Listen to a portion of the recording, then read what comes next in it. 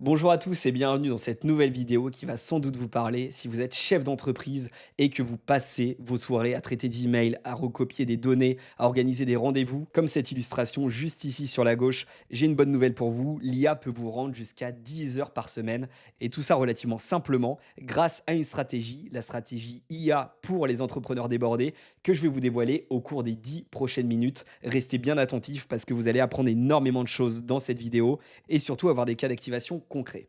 Aujourd'hui, les statistiques sont formelles, 60% du temps des dirigeants est absorbé par des tâches routinières. Notre enjeu ensemble, c'est de vous aider à récupérer ces heures pour vous concentrer sur ce que vous savez faire de mieux, à savoir vendre, innover, manager. Il y a plein d'autres choses évidemment, mais donc l'idée ici, c'est de réduire, voire de détruire complètement les tâches chronophages et avec peu de valeur ajoutée pour se concentrer sur les tâches extrêmement efficaces qui génèrent du chiffre d'affaires votre activité. Et pour cela, on va passer par un framework très simple, un framework en 4 questions. Je vais zoomer juste ici. Ces 4 piliers qu'on va identifier ensemble vont vous permettre d'avoir le bon raisonnement, le bon chemin de pensée pour pouvoir prioriser et aller chercher le maximum de retour sur investissement suite à la mise en place d'agents IA et d'automatisation. Et juste après dans cette vidéo, je vais vous montrer des cas concrets, des exemples justement d'agents IA, d'automatisation que vous allez pouvoir mettre en place au sein de votre entreprise.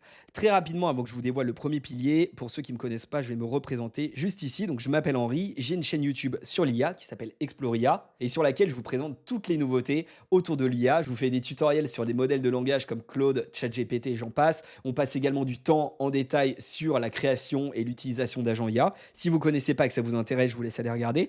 Mais on accompagne également des entrepreneurs et des entreprises de différentes tailles sur la mise en place de l'IA dans leur process pour les aider à être plus efficaces et à générer plus de chiffre d'affaires. Mais donc revenons-en au vif du sujet et je vais donc vous dévoiler tout de suite le premier pilier, la première question fondamentale à se poser. Et elle va concerner le volume. Pour pouvoir identifier les tâches prioritaires à automatiser et sur lesquelles on va pouvoir mettre en place de l'IA, la première question va concerner le volume. Concrètement, combien de fois par semaine je réalise cette tâche en question que je vais vouloir automatiser avec de l'IA ou non. Si on se rend compte que la réponse c'est plusieurs fois par semaine ou voire même quotidienne, que c'est une tâche qu'on effectue très régulièrement, alors là on va avoir un fort levier d'automatisation. Au contraire, si c'est mensuel ou plus occasionnel, pour le coup ce sera moins prioritaire. Et là je vais vous donner un exemple concret. Par exemple, envoyer des emails de confirmation ou copier des données dans un rapport, c'est des tâches a priori à volume élevé, auquel cas ça va rajouter des points dans l'équation de priorisation pour savoir si ok, on va partir sur l'automatisation de cette tâche ou non. Le second point va concerner la valeur. Là, concrètement, on va se poser la question, est-ce que cette tâche crée une valeur différenciante pour mes clients ou pour mon entreprise directement en interne? Là, encore une fois, il y a deux voies. Si on répond non et qu'on se dit que la tâche est considérée comme une tâche dite exécutive, on va pouvoir la déléguer facilement à une IA. Ou au contraire, si on répond oui, peut-être qu'il vaudra mieux la garder comme tâche humaine. Et là, c'est des tâches à forte valeur ajoutée la plupart du temps, comme du closing, de la négociation, de la stratégie, de la création premium. Bref, vous avez compris, je vous donne un exemple. Un email le bienvenu, par exemple, n'a pas a priori de valeur stratégique, auquel cas on pourra facilement l'automatiser. Donc ici, c'est un peu l'inverse de la partie volume. Plus la tâche est à faible valeur, plus ce sera a priori intéressant de l'automatiser. Troisième pilier maintenant, je vais le dévoiler tout de suite, la variabilité. Concrètement, ici, la question qu'on va se poser, c'est est-ce que le processus qu'on cherche à automatiser avec de l'IA est stable ou change-t-il souvent? S'il est stable dans ces cas-là, il sera idéal pour de l'automatisation. On va pouvoir créer une règle claire ou un template. En revanche, s'il est très variable, alors il sera moins adapté. Donc là, la variabilité, pour le coup, c'est décroissant. Et pourquoi ça? Parce que dans ce cas-là, l'IA risquera de générer des erreurs ou alors des actions considérées comme non pertinentes. Et là, je vous redonne un exemple. L'extraction hebdomadaire de rapports de statistiques Google Analytics, c'est considéré comme un process qui sera stable, systématique, auquel cas c'est très intéressant de l'automatiser. Quatrième question avant de rentrer sur des vrais cas d'usage concrets que je vais vous présenter. C'est pas un quatrième V, vous allez être déçu, c'est le niveau de risque. Et quand j'utilise le terme risque ici, c'est concrètement quel est le risque si l'IA fait une erreur? Quelle est la criticité de la tâche qu'on cherche à automatiser? Et si l'IA se trompe, est-ce que ça va mettre l'entreprise à risque ou alors c'est pas forcément très problématique? Évidemment, on va avoir des processus qui sont fiables, mais il y a certainement des tâches qui sont moins critiques dans votre entreprise. C'est d'ailleurs une certitude. Et donc là, les deux questions, évidemment, c'est si le risque est faible. Évidemment, par exemple, un email de relance oublié ou une image qui n'est pas parfaite, on peut considérer que c'est OK. Bon, évidemment, on va chercher à l'éviter, mais c'est pas forcément critique. Ça va pas mettre votre entreprise à risque. En revanche, si c'est un risque élevé, par exemple, envoyer une facture erronée ou rater une réponse juridique, là, pour le coup, ça risque d'être un petit peu plus problématique, auquel cas, il faut vraiment faire attention. Et ce genre de tâche va être dépriorisé en matière d'automatisation avec de l'IA. Donc là, encore une fois, plus le risque qui est faible, plus on sera en mesure d'automatiser une tâche en particulier. Et donc tout ça pour nous amener à une équation que je vais vous présenter juste ici. Si le volume de tâches est élevé et que la valeur de ces tâches est faible, et également la partie variabilité est faible, là retenez vraiment ces 3 V. Évidemment, il y a la partie risque que je viens de présenter, mais si vous voulez que ce soit plus simple pour vous, retenez volume en hausse, valeur en baisse et variabilité faible. Alors cette tâche fera partie des candidats numéro 1 à l'automatisation, et c'est comme ça qu'on va pouvoir prioriser et derrière identifier les scénarios les plus intéressants. Et j'ai une bonne nouvelle dans cette vidéo, j'ai identifié des scénarios récurrents qu'on voit être mis en place très souvent chez nos clients et qui apportent beaucoup de valeur, et je vous les ai listés et on va les présenter juste ici. Donc voici les différents scénarios. Tac, parfait. Donc là ici on en a 4. On va pouvoir avoir l'automatisation d'emails récurrents, l'automatisation et la mise en place d'agents IA pour de la saisie et du reporting, également pour de la planification, et quatrième point, évidemment il y en a beaucoup d'autres, mais l'utilisation de l'IA pour créer et poster du contenu sur les réseaux sociaux, ça fait partie des 4 scénarios qui sont très intéressants, et je vais vous dévoiler à chaque fois pour chacun d'entre eux une automatisation, un exemple concret que vous allez pouvoir mettre en place dans votre entreprise, qui sont des tâches avec énormément de volume, qui ne sont pas forcément des tâches critiques, mais le fait de pouvoir les automatiser, ça va vous faire gagner énormément de temps. Et le premier exemple sur la partie email récurrent, je vais vous le dévoiler tout de suite avec la stack technologique. Là ici, on a un exemple qui est très simple, un exemple avec une automatisation N8N. Ici concrètement, comment ça va fonctionner? On va avoir un déclencheur donc avec N8N. Si vous ne connaissez pas, c'est un outil d'orchestration qui permet de créer des automatisations IA, également des agents IA. Et on va se dire ici pour cet agent que dès qu'on a un nouvel email entrant, automatiquement on va envoyer cet email à OpenAI qui va rédiger une réponse et on va rajouter un connecteur avec votre outil d'email. Gmail par exemple, ça peut être aussi Outlook ou plein d'autres. Et donc avec cette automatisation extrêmement simple, on va pouvoir éliminer un grand nombre de tâches chronophages et des typologies d'emails, on en a plein. Ça peut être des réponses de bienvenue, des emails de confirmation, des relances standards. Tous ces scénarios peuvent être adressés facilement avec une automatisation, avec un agent IA et avec à la clé plusieurs heures gagnées chaque semaine. Donc la partie email, très intéressant. On passe au scénario 2, la partie saisie et reporting. Et ici, en matière d'outils qu'on va pouvoir utiliser, encore une fois, c'est un exemple, toujours une orchestration avec N8N. Donc N8N déclenche, orchestre et planifie.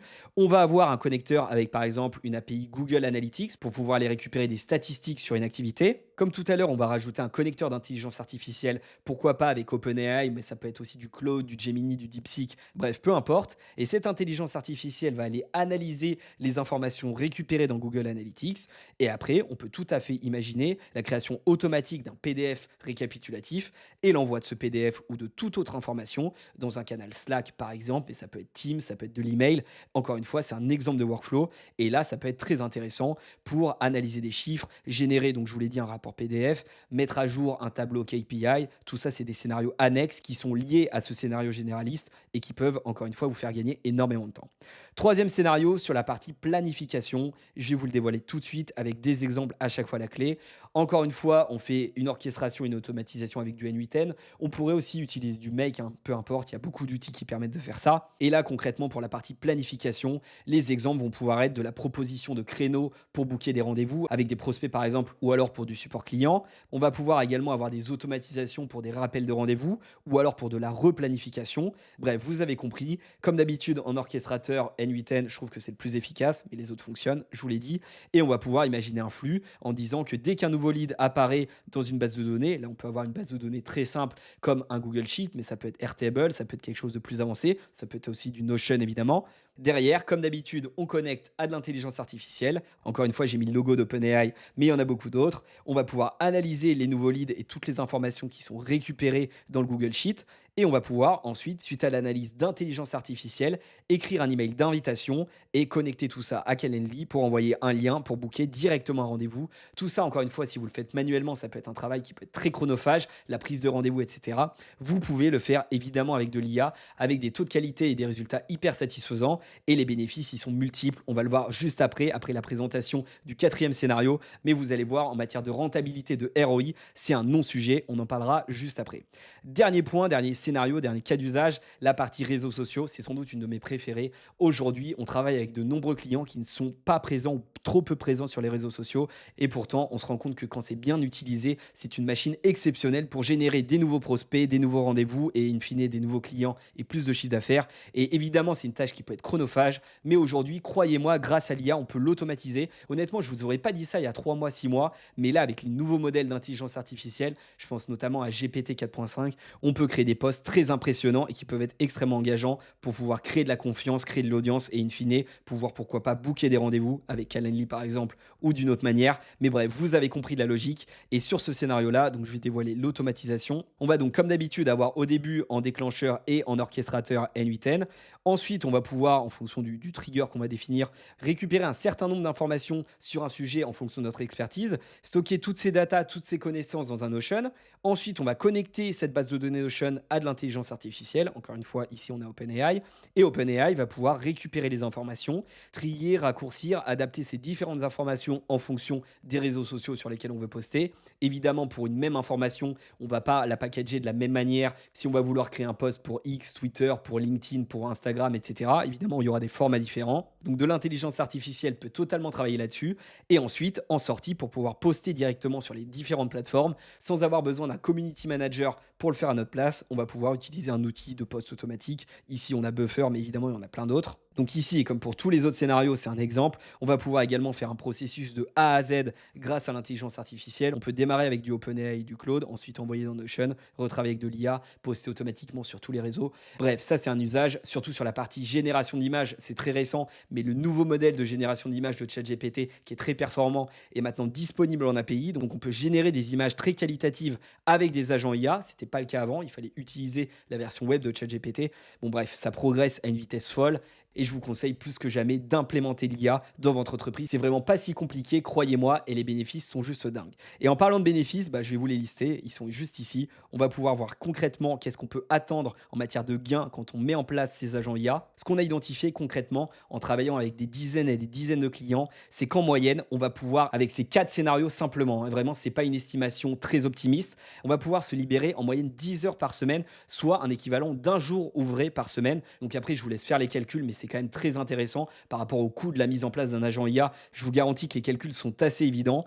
Ensuite, second bénéfice, eh bien tout simplement, on va avoir moins d'erreurs humaines. Alors évidemment, l'IA n'est pas infaillible, mais globalement, par rapport à un humain, surtout avec les tout derniers modèles, on a quand même des taux de réussite, surtout sur des tâches simples, en plus des tâches qui sont rébarbatives, qui sont pas forcément hyper intéressantes à faire pour vous ou pour vos employés. Et bien sur ce type de tâches, c'est particulièrement là où l'IA est pertinente et où le taux d'erreur sera plus faible qu'avec un humain. Et ensuite, dernier point, évidemment, les agents IA travaillent 24 heures sur 24, 7 jours sur 7. Alors l'idée, c'est pas de remplacer des employés, l'idée c'est de faire plus avec le même nombre de personnes, ou voire même recruter des personnes plus qualifiées qui vont pouvoir faire 2, 3, 5 fois plus en étant assistés d'agents IA justement qui vont pouvoir exécuter des tâches chronophages. Mais ici, sur ce point, vous l'avez compris, un agent IA va pouvoir répondre en dehors des horaires classiques. Si vous avez des clients, des prospects qui vous contactent le soir à 21 h, 22 h, 23 h, peut-être que vous pouvez tout simplement pas prendre en charge ces demandes, peut-être que vous perdez des prospects, perdez des clients. Là où au moins un agent IA va pouvoir gérer le premier niveau de demande, quitte à derrière rediriger vers un humain le lendemain, booker un rendez-vous automatiquement avec ce qu'on montrait ici, un Calendly.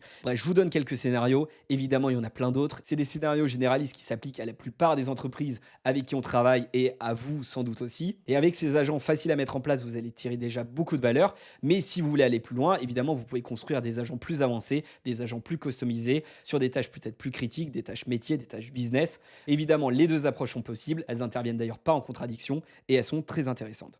Voilà, en tout cas, quoi qu'il arrive, si tous ces sujets vous intéressent et si vous voulez avoir une roadmap peut-être un petit peu plus personnalisée, qu'on prenne le temps ensemble d'identifier le contexte de votre entreprise, vos contraintes particulières et voir où est-ce que c'est le plus pertinent de positionner ces agents IA pour passer de cet entrepreneur sur la gauche complètement perdu à un entrepreneur en réussite complète qui a mis en place des automatisations, de l'IA, des agents à tous les niveaux de son entreprise. Alors évidemment, ça c'est la step finale. Il y a plein de petites étapes entre-temps à mettre en place et qui apportent déjà beaucoup de valeur. Mais bref, si vous voulez y voir plus clair et avoir une feuille de route personnalisée, vous pouvez booker un call avec moi directement dans la description. On fait un appel ensemble, un appel stratégique de 30 minutes, complètement offert. Et à la fin, vous repartez avec une vision bien plus claire pour mettre en place justement de l'IA dans votre entreprise et gagner en productivité. J'espère que cette vidéo vous a plu et si vous voulez en regarder une autre autour des sujets IA dans un contexte business, je vous invite à cliquer sur la miniature qui s'affiche juste là au milieu de l'écran pour en apprendre toujours plus.